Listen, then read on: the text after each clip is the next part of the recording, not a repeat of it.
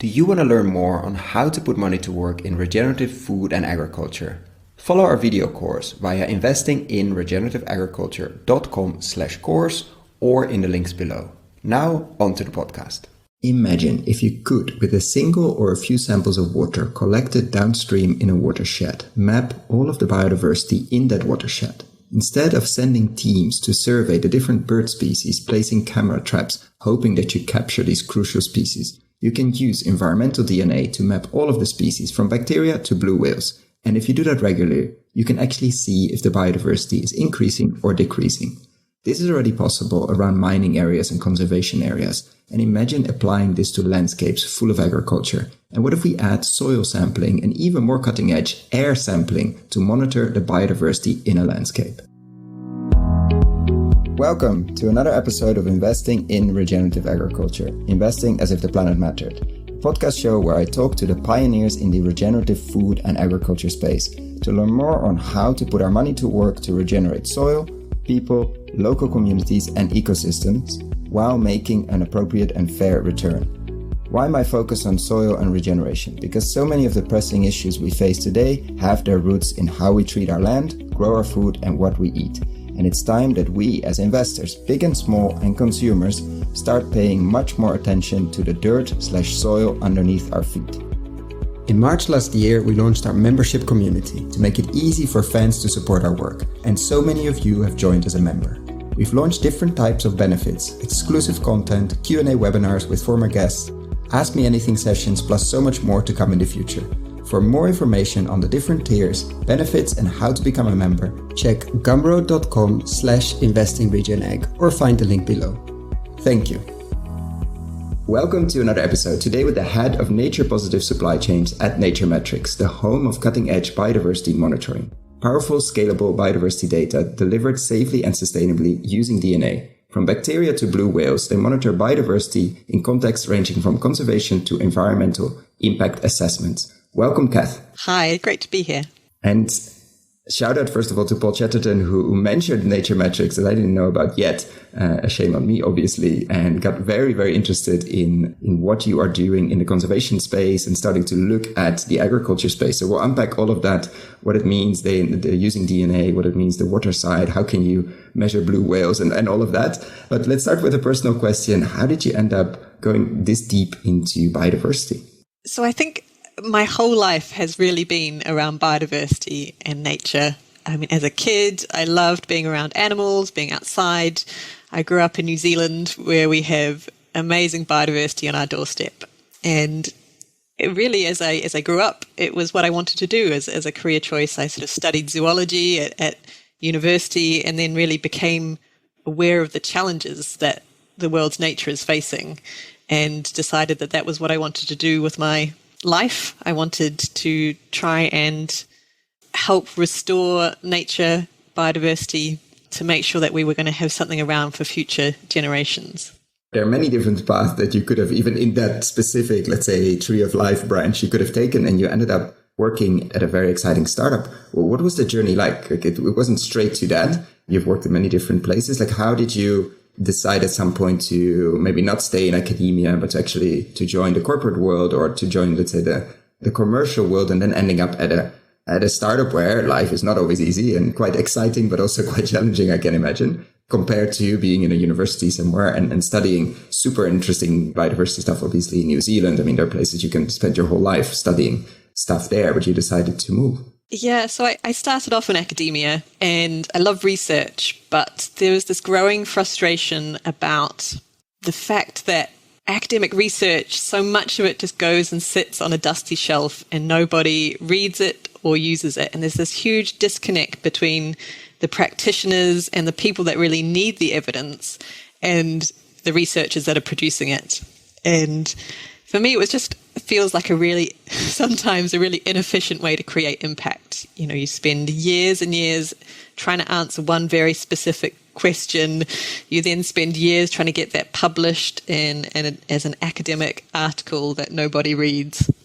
So I really wanted to do something that was driving change on the ground a little bit more. So then I moved more into the conservation sector, working with NGOs, with practical projects on the ground.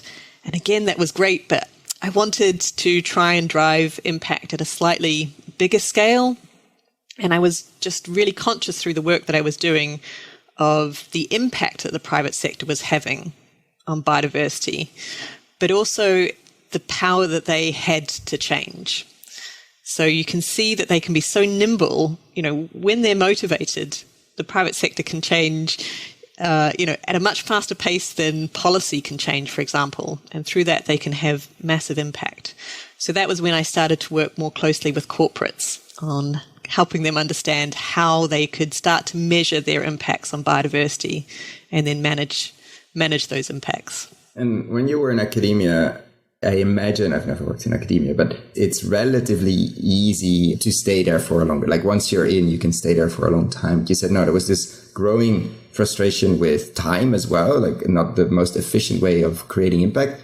Was that a slowly growing thing, or was there one example, like, okay, I spent 4 years studying this one bacteria and then it didn't get published or something? Like, was there a slow process to say, okay, I need to go out of academia, or was there one moment that at some point, okay, this is enough and now let's do something else? I don't think there was a single moment, but it was working more with communities on the ground. I worked with an amazing project working in West Africa in a protected area.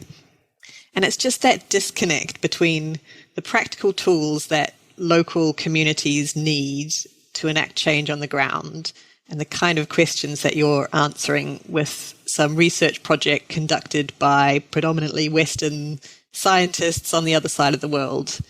But also, you sort of mentioned that you could get comfortable in academia. I think it's really hard for people entering that career space now. There's much less job security. It's driven by grant funding. Grant funding is really competitive, which in itself is a really inefficient use of resources. You spend a huge amount of time and energy chasing grant money with, 1% chance of success. So just the whole system. Sounds like fundraising. Yeah. Yeah. Even worse. Yeah. It's a bit like fundraising, but it's such potluck. So I sort of felt like there was better ways I could be spending my time. And then in the corporate space, at what point did you sort of notice that the tools were missing, or the tools maybe were there, but not adequate, not cheap enough, not accessible enough, or not specific enough, or maybe too specific? Like, what was that process? And then, of course, joining NatureMetrics, which you're going to unpack. But what was there? Like, okay, there's actually something to do on the tool side and on the practical, like the shoves and what of this sector, and not necessarily but we first need to get the tools better to start asking much bigger questions about how to change those supply chains and have those impacts down the road or down the watershed. So my work with corporates is really focused on companies with supply chains. So their impacts on nature are really concentrated at the production of the raw materials that they're purchasing.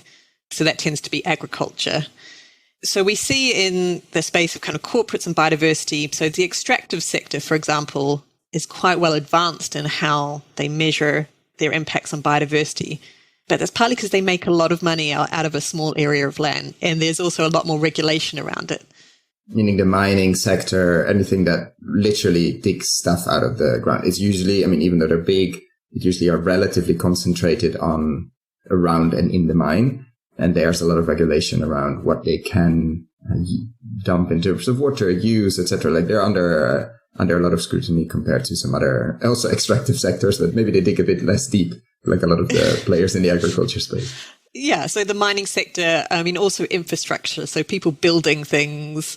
Yeah, those sort of sectors, they've got a much longer history of trying to understand their impacts on biodiversity. But like I say, they've got the money to spend on it. So they can send out teams of surveyors to these places, to, these technical experts that can go out in the field and identify birds and mammals and fish. And so how does that work? Let's say I own a mine in West Africa, and I need to, because of regulation and because of my own policy, assess the impact on biodiversity. I fly in a team. Is that what I'm hearing from you? Like, how does that work? And what do they do? Like, how should I imagine that process currently works, or used to work, or currently works, if I want to understand my impact of this mine on biodiversity? So I'm not an expert in this sector, but yes. So in general, they'll start off with environmental impact assessment you'll normally have some sort of desk-based assessment where you're kind of trying to understand what the risk is. Is this mine in an area with lots of endangered and protected species and important habitat?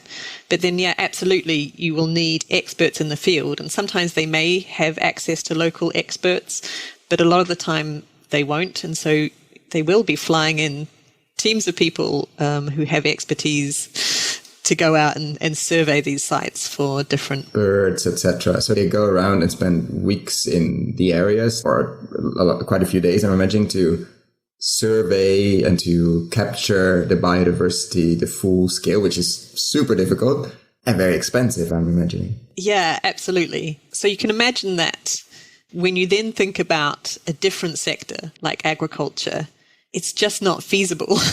You can't send out teams of experts to a farm where the profits that you're making out of a hectare are just a fraction of what a mining company is going to be making out of the same area of land. So the challenge that I was working with supply chain companies, how do you create a scalable way of monitoring your impact on biodiversity when you potentially have thousands of suppliers and, thousands of suppliers who are producing commodities but aren't making huge margins off that. So and there's also not that same regulatory incentive to spend lots of money on this biodiversity monitoring. And so what was the solution you came up with, or one of the solutions? Like, what was the direction in going, okay, we cannot fly in teams of people and send them 2 weeks into farm areas or whole watersheds to start surveying the amount of birds and the amount of insect wildlife and use that as a proxy to see what's happening. That would be amazing in many cases, but it's also incomplete and very, very expensive. So that's not an option. So what are other, people talk about satellite, remote sensing, sensors, etc., but you took a different route to a potential solution. Yeah, absolutely. So remote sensing is a great option, but it doesn't really let you see individual species. You can't necessarily see biodiversity from space. So that was when I came across NatureMetrics, which surveys biodiversity by looking at the DNA that species leave behind in the environment. So it's a bit like crime scene forensics, but for animals. So we can collect through samples of water or soil and even air. You can collect a sample and then we can process that in the lab and look for these little fragments of DNA that species have left behind. And the thing that really appealed to me is that I love spending time in nature. I love watching animals and birds, but I'm a terrible field biologist. Why would you say terrible? What does a good field biologist look like, and why would you be a terrible one? Well, so for example, I've spent a lot of time working with ornithologists, so bird experts, and a lot of time working with the data sets that they produce. But these are people that can go out in the field and they can identify a bird species by song, normally from quite some distance away, and they can normally tell you where, 10, 20, 30 meters away that bird is. And to me, I can't do that. But it sounds like something, we can do. Let's say if you would record that, in this case, it would be audio waves, obviously. Like a computer would be able to tell you as well. Like we can train software to do that at some point. I'm not sure, like the acoustic space feels like something, okay, I would, we're recording this now. So I'm in my simple mindset thinking, okay, that's a fixable thing, but that's only a very small part of the biodiversity of a place to capture that, analyze that, and then. But you're saying we're doing water samples, air samples, and soil samples, and then give you almost a full spectrum of what has been living and now has let something go, which could be poop, which could be other DNA, which could be a lot of different things, has been living upstream, or at least where the wind or the water came from. And that's, I think, the interesting piece. You're saying 10, 20 meters, but in this case, if you do this analysis, it can be a much larger area that you can sample with a few samples only. Yeah, potentially. So acoustics is another fantastic technology, and there are some really amazing people working on that. But as you say, so we call it environmental DNA. So that's the fragments of DNA that animals are leaving behind in the environment.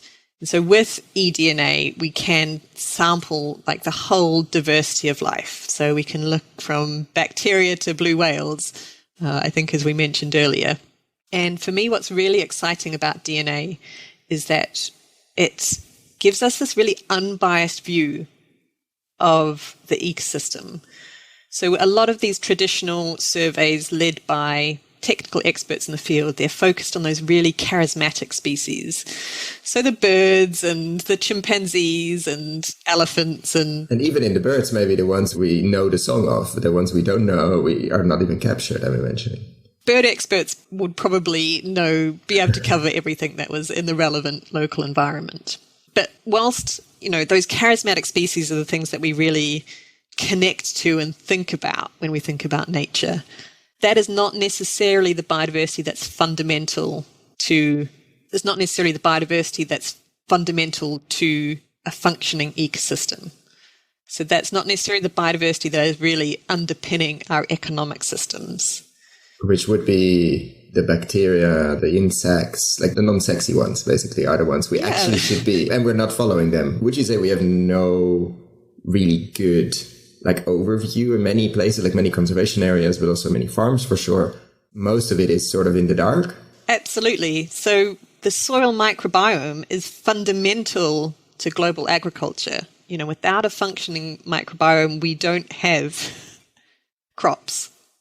But we know just, a tiny amount about the bacteria and the fungi and the insects that are living in the soil and how different combinations of different species are important for making crops grow. And so how did you end up then? So you found NatureMetrics, you mentioned, and then now I think it's time, what is NatureMetrics doing? Analyzing this eDNA and what does it tell? What are typical clients you work with or customers you work with, typical use cases where you might be measuring the blue whales or the bacteria or both? And so what should people imagine? We're not sending a huge team listening to the songs of birds, but we're doing something else and we're getting a different image or maybe a better or more accurate or more relevant image of the area we want to survey.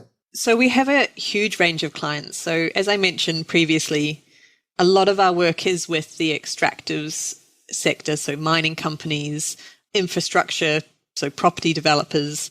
And what we're doing in those sectors is we're replacing the need to send out these huge teams of technical experts to the field. You're not making friends with that, I think, because this used to be, I think for a lot of these technical experts also, I'm not saying nice trips, but important trips and relevant trips. But yeah, you're undercutting them probably by a significant amount in terms of price. And I mean, yeah. So you still need people out in the field. But I think one of the fantastic things about what we do is that anybody can take a sample. You don't need to be an expert to take a sample. So how do you take a sample? Walk us through visually, because of course we're in audio. If I want to take a sample, how would it work? So for example, probably our most developed kits are our water kits. And so with that, you collect a few liters of water in a bag that we supply. And then we have a little disc, which is a filter, which captures the DNA. And then you use a syringe, you syringe up the water, and then you just push it through the filter. It's just a small round disc, maybe 5 centimeters in diameter. And you will push a few liters of water through the disc. And then that's it. That's your DNA sample. You pop it in the envelope and you send it back to our labs. And we then process that in the lab. And so I don't have to send water, which probably logistically makes it a lot easier. And then you said a few liters, in a normal circumstances, what kind of area can I cover with that? Or how often should I do it if I'm running a mine of, 50 hectares or something? It depends on the terrain, obviously, but should I do many samples, or is it relatively the ratio of one disc, how big is the ratio that I should normally consider? Of course, it depends. It's sort of $1 million question of how many samples is enough. And I can't give you an answer to that because it really depends on the question you're trying to answer and the context. What would I like to see? Yeah. How much do you miss in a few liters of water? Yeah. So how sure do you want to be that you've sampled all the biodiversity in the area? You need a slightly more intensive sampling approach than I'm just interested to know generally what's here. And then the next step is do you want to be able to track changes through time? But in general, you can sample at a much lower field work effort than you would with a traditional survey approach.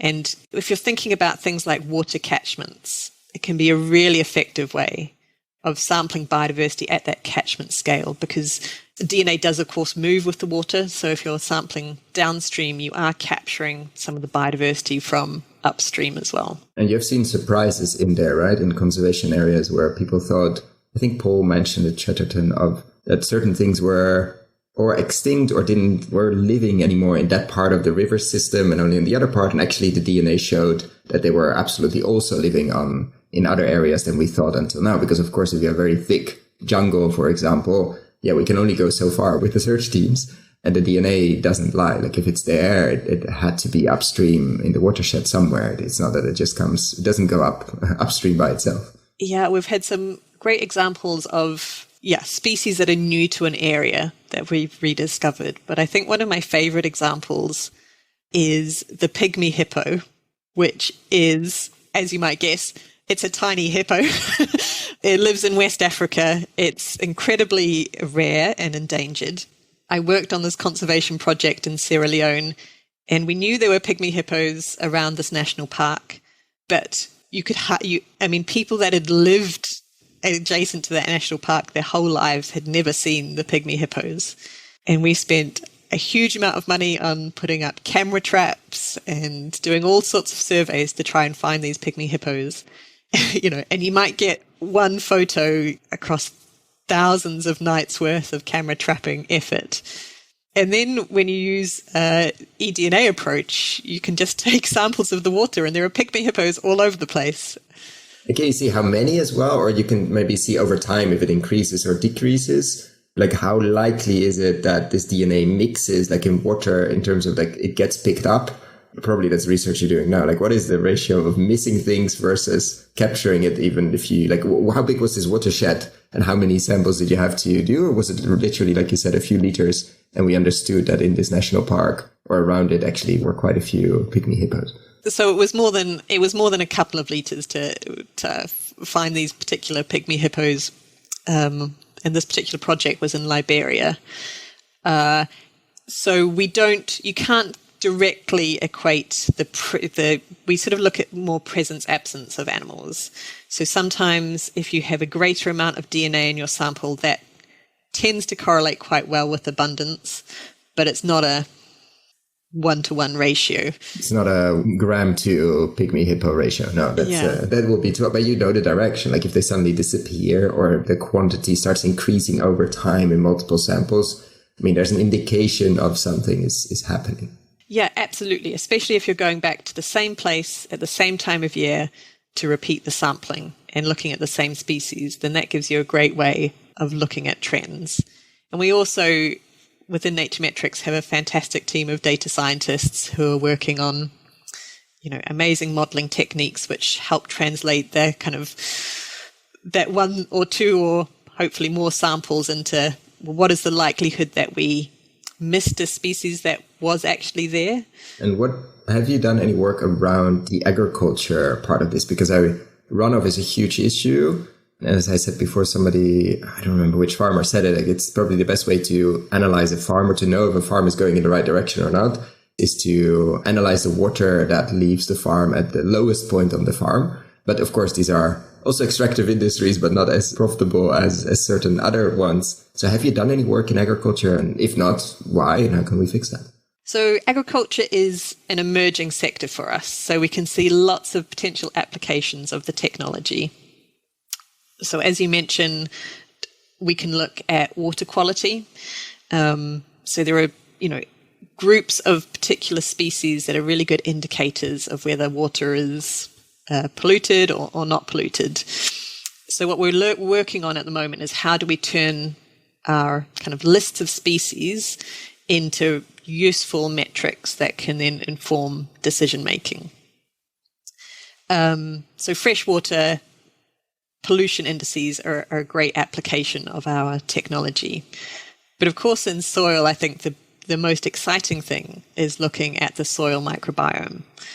So with a small sample of soil, we can look at the bacteria, the fungi, and the invertebrates that are living in that soil and start to understand how that correlates with a healthy or regenerative soil. And you mentioned probably our water part is the most developed.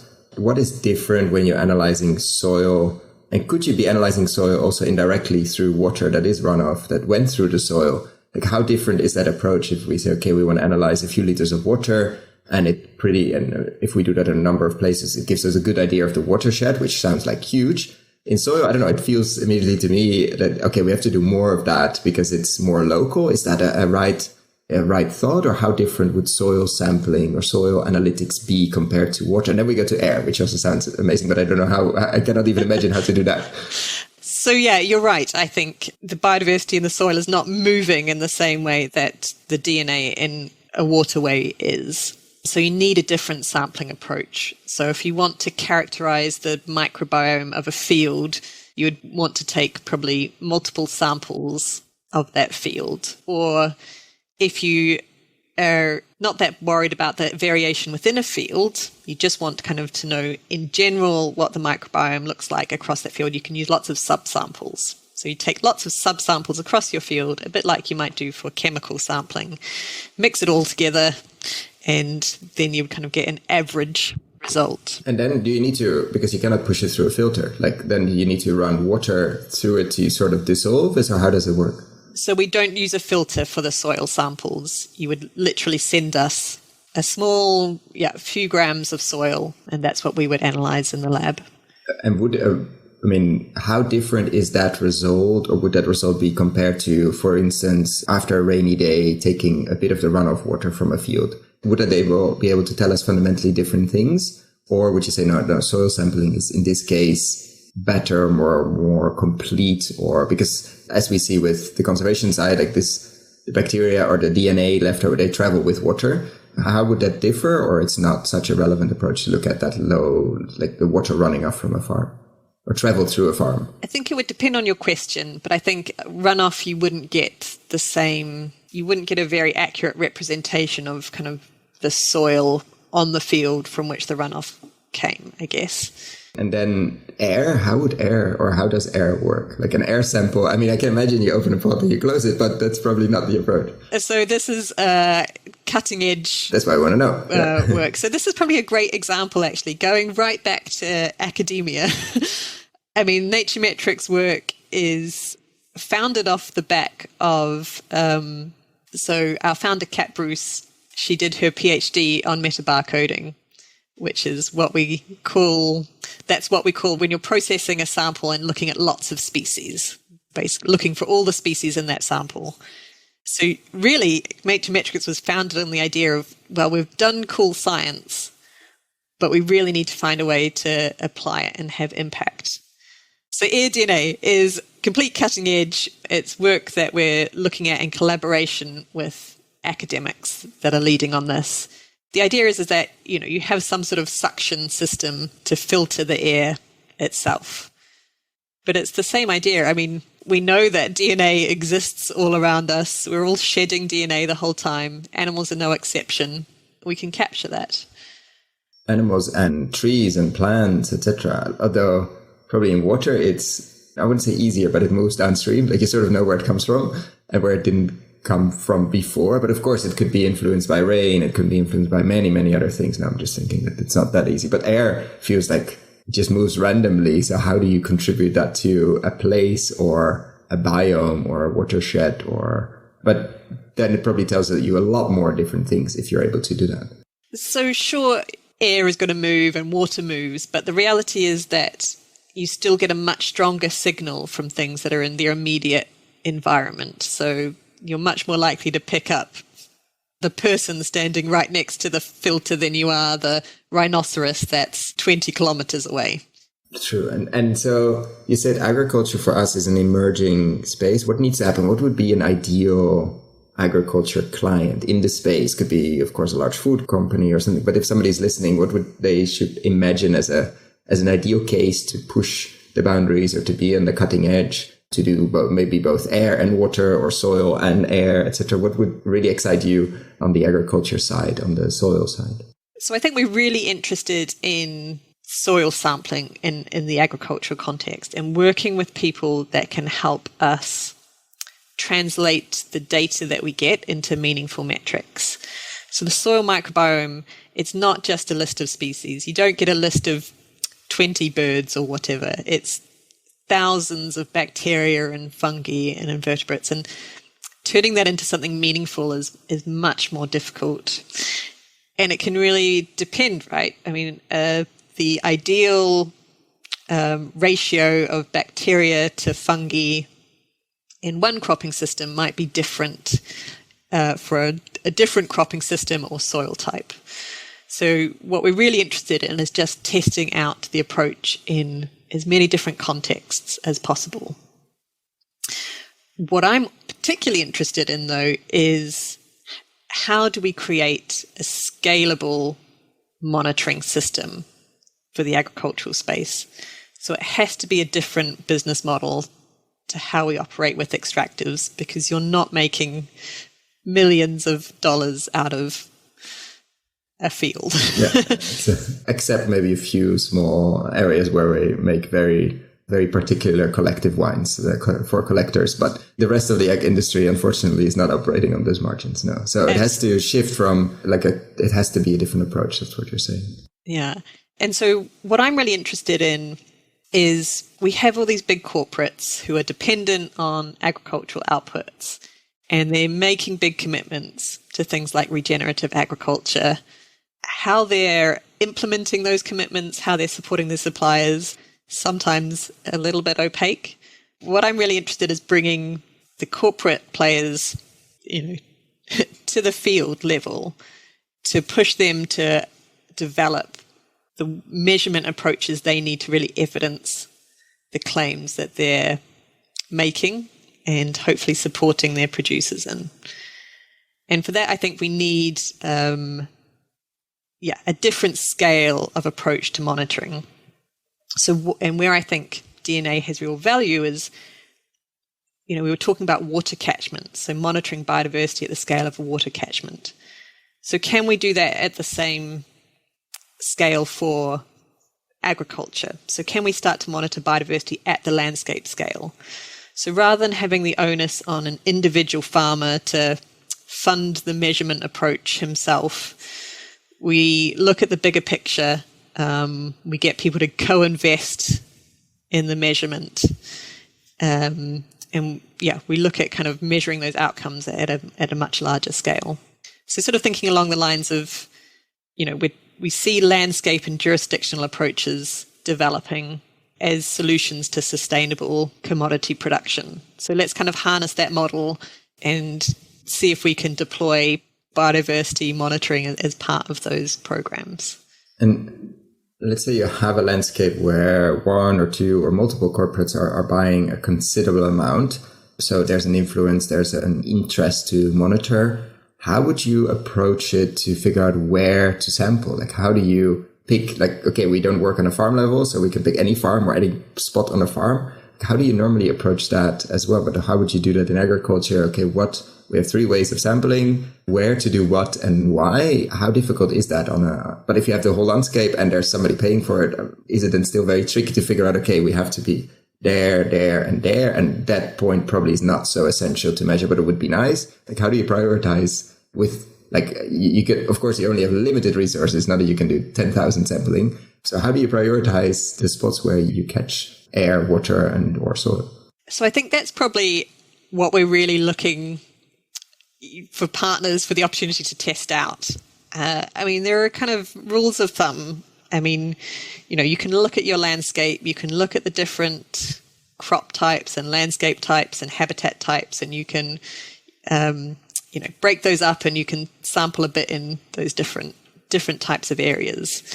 But it also is driven very much on the kind of information whoever's funding and undertaking the measurement wants to get out of it. Do the farmers want meaningful information that might inform their farm management? Then we probably need to look at, perhaps more intensive sampling at the field level with soil. The corporates not so interested in that, but they want something to tell them about how they're improving charismatic species across the landscape.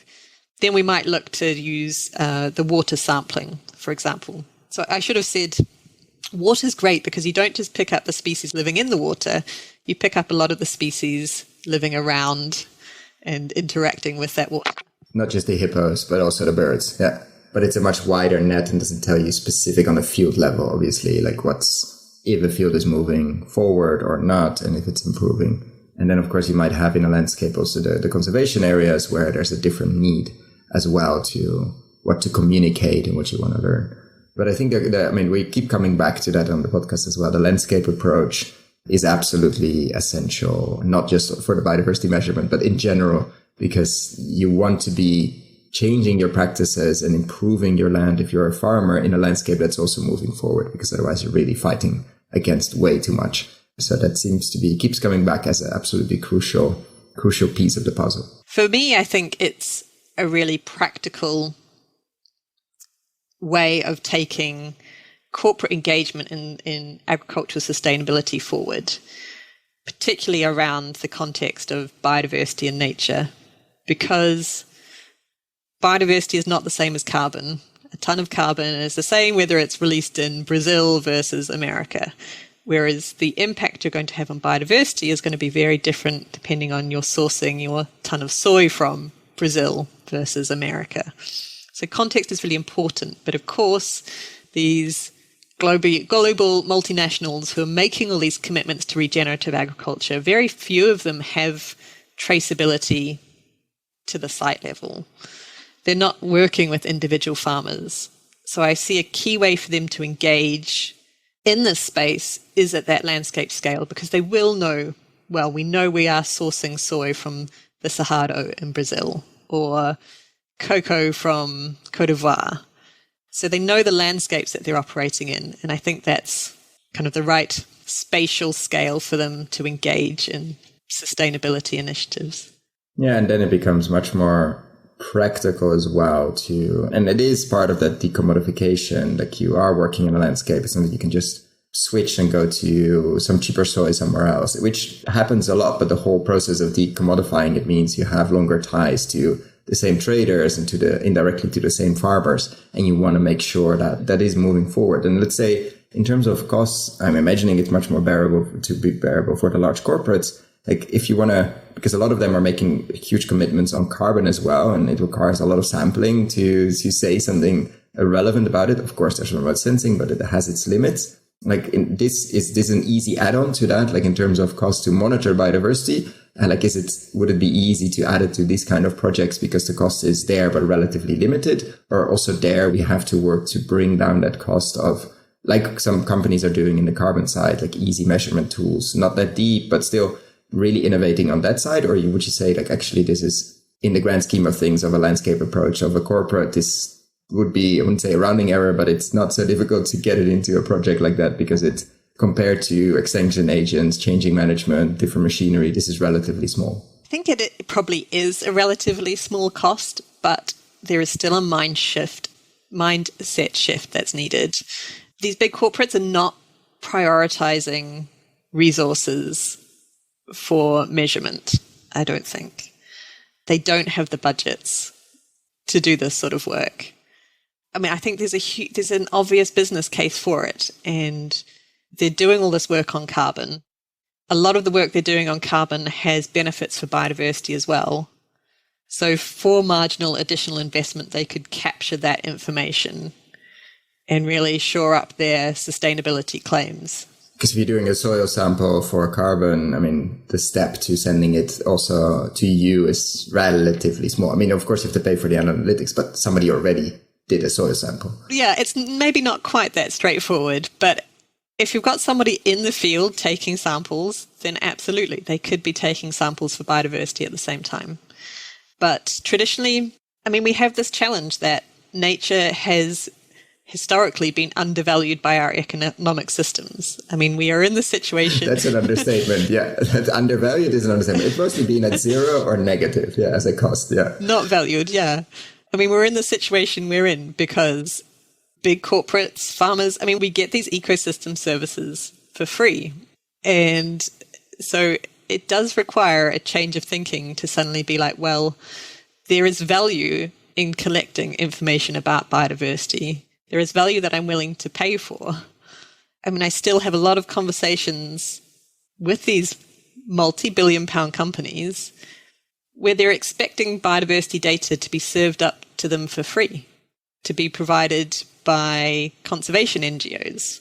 A lot of them are still not quite at the place where they're willing to invest in that data collection. In that, as a crucial, just as they're investing in other accounting parts of their, or other systems within their accounting, just to have a good understanding of what's happening in factories, what's happening in their supply chain, sensors here and there, to understand if things got frozen or not. I mean, that's all sort of, we take that for granted. That's part of the cost of running your operation. But of course, being able to understand what's happening in the landscapes you're supplying from is just as much part of that as keeping an eye on where your containers are around the world, and if the temperature went up too much during the trip or not, and if you should be worried about what's coming out when you open it in whatever harbor you open your container.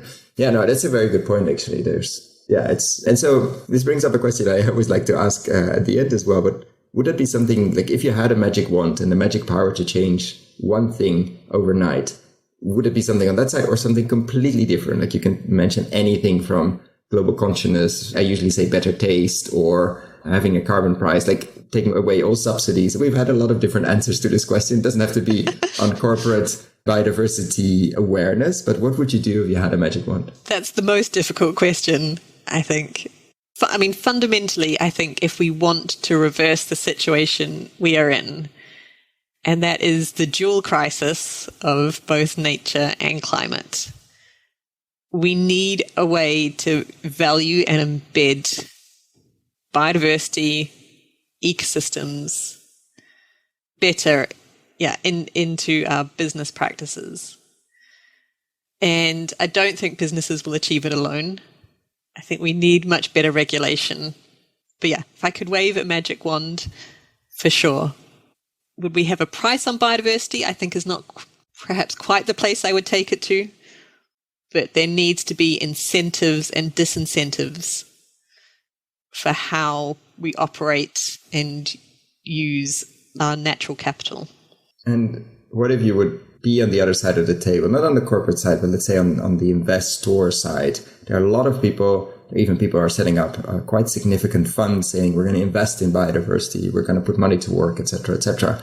Two-part question. First part of the question, what would you tell them? You probably meet them sometimes, at conferences, virtually and offline. Like, what would you say to the finance people that are starting to enter the space and say, from London City, from Zurich, from wherever, like, we want to invest in biodiversity? What would you tell them without starting to laugh in some cases, obviously, because it sounds a bit naive sometimes, but how would you approach and say, okay, go and look a bit deeper there, or this are interesting areas to go deeper into, obviously without giving investment advice? I think they need to do their due diligence.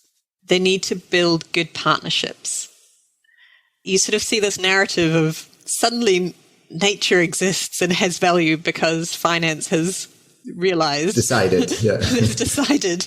And, there are fantastic people that have been working on this challenge for a long time and they have a lot of knowledge. So I would say, build good partnerships, with those conservation organizations. Be humble. Yeah, be humble and bring in expertise. You are not going to become an expert on biodiversity and nature because you've listened to a few podcasts or read a few articles. I think I would really like to see some people embedding people with backgrounds and expertise in this space, when they're building these new portfolios or get the experts on board as well. Yeah.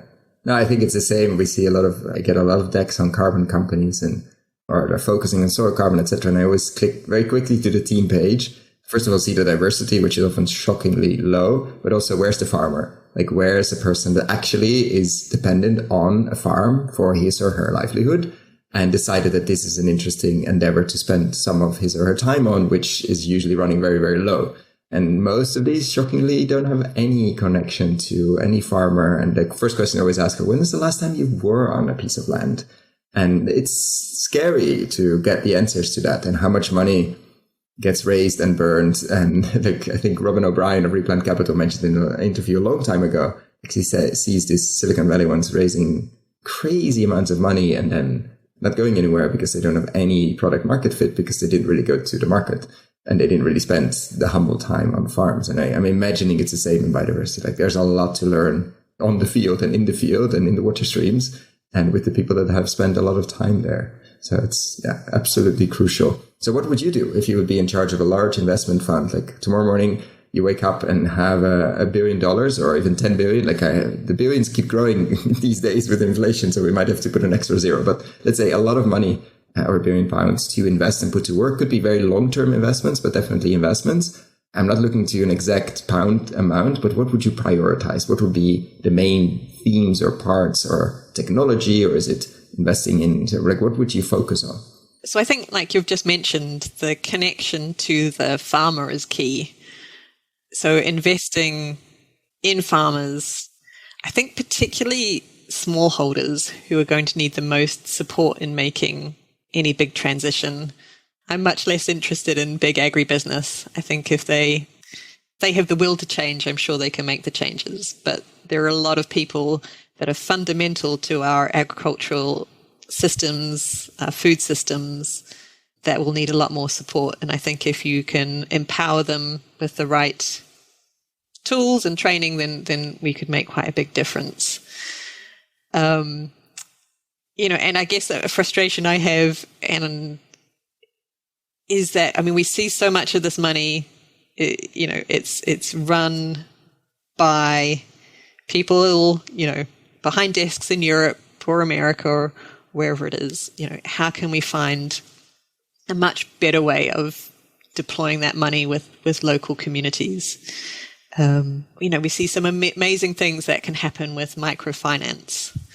For example, this project I talked about in Sierra Leone, there was a cocoa agroforestry project around this national park. And, but there were these fundamental challenges about, they were suffering from things like crop raiding from animals that were coming from the national park. So how do you, put in place the economic financial mechanisms to ensure that they can value the biodiversity in the national park while also supporting their livelihoods? And, you get these really cool solutions like these little micro insurance systems where, you give them some seed funding and then they're off and running and they have that safety net in case something happens one year. Connecting with the farmers, particularly with smallholders, particularly empowering people, who are actually producing the commodities to empower them to make changes. And I guess the other thing that I would be on the lookout for would be investing in innovation. And when you say innovation, what do you...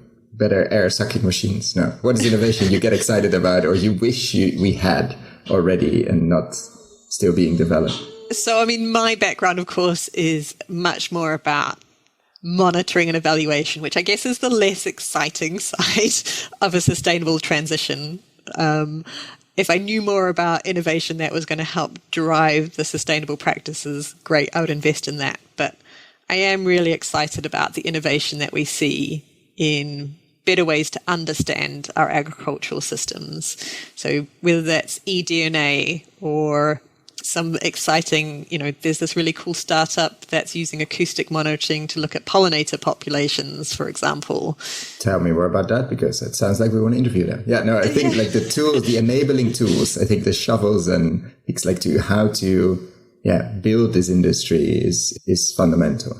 Yeah, I think we have overlooked the value that good monitoring can provide. It can inform more effective decisions. It can inform more effective resource use. It can inform more effective investment decisions. And we're on the edge of such an exciting space of the deployment of technology to answer some of these monitoring challenges. I think a really good example has been how deforestation gets monitored now in international supply chains.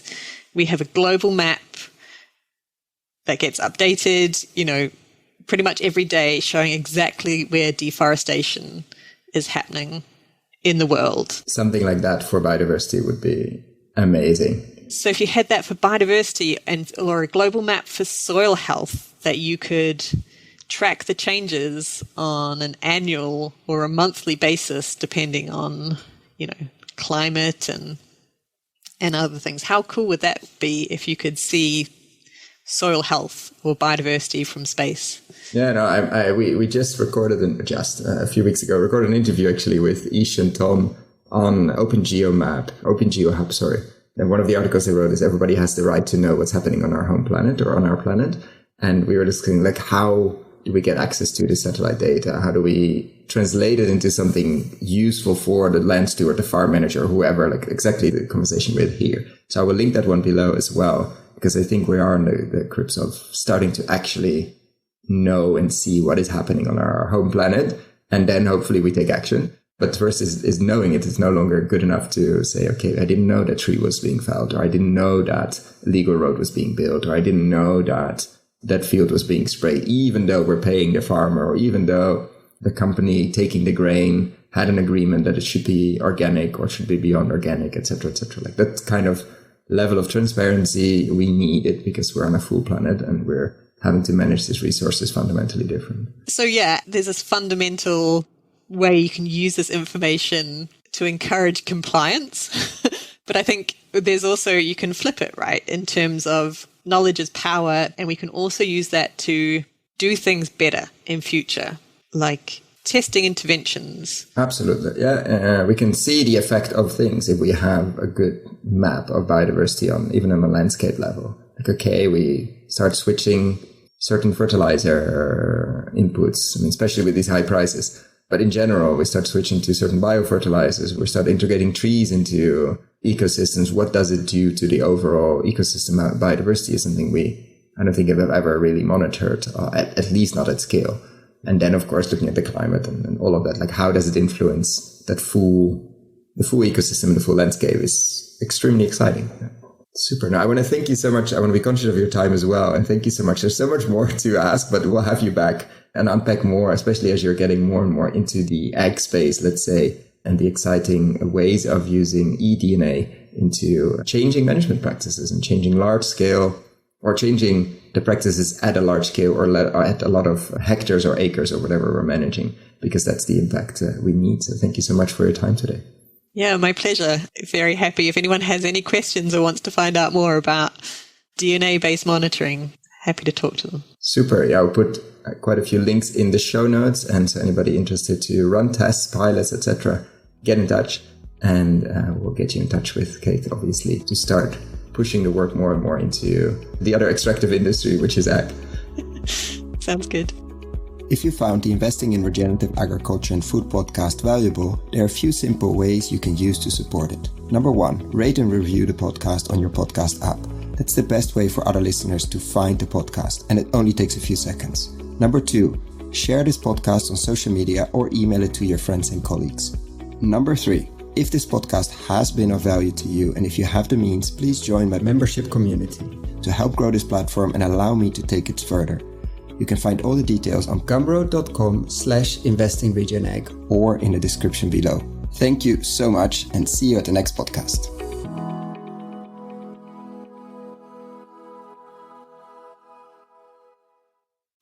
Dear friends of the podcast, I'm super excited to share with you the online video course Investing in Regenerative Agriculture and Food. How to put money to work in regenerating soils at scale and growing a lot of tasty food while doing it.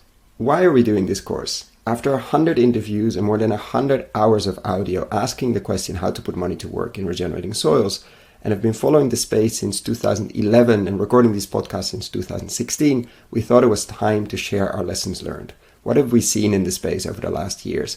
How have we built our decision-making framework? What to focus on with the podcast? How have we picked interviewees? And what questions should you ask? What is happening in the space? What should you read? What should you listen? What should you watch? How to approach this space? For whom is this course? You, the soil builders and investors in the space. The soil builders, people working in this space, entrepreneurial farmers, fund managers, vehicle builders, crowd investing, platform builders, ag tech companies, farm-to-gut food companies, permaculture, keyline designers, holistic management consultants, etc., etc. People that are building soil at scale. And the investors who are putting their own money to work through their family office or as private individuals, or people who are putting other people's money to work through foundations, institutional capital, banks, insurance companies, etc. Is this course free? No. This is pay what you think it's worth.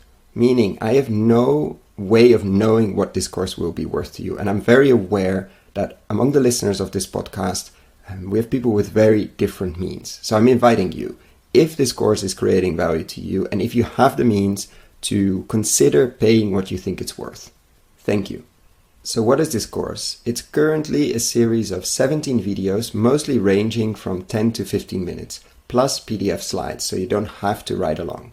We're going to look into why invest in regenerative agriculture and why extractive agriculture is so risky, how to invest, what kind of frameworks you could and I think should build, what to invest in, what kind of co-investors you could find, or what kind of investors you could find if you're a soy builder.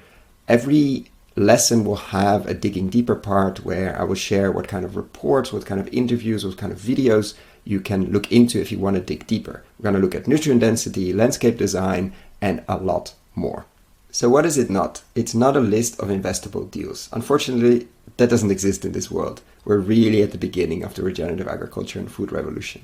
It's also not investment advice. Before making any investment, please find professional investment advice. So get ready, get a cup of coffee, a cup of tea, or whatever you're drinking. Click on the link below, sign up, and I'm really looking forward to your feedback.